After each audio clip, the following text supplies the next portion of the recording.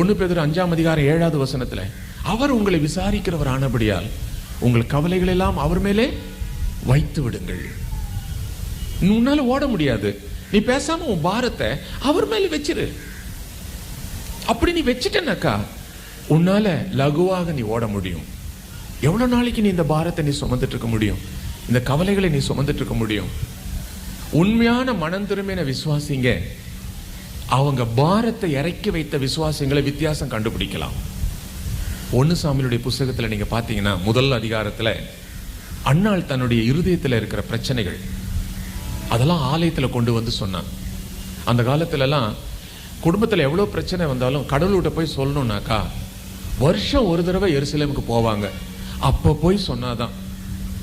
அதுக்கப்புறம் நடுவில் சொன்னா கடவுள் கேட்பாரா அப்படின்ற சந்தேகம் அவங்களுக்கு எப்பவுமே உண்டு.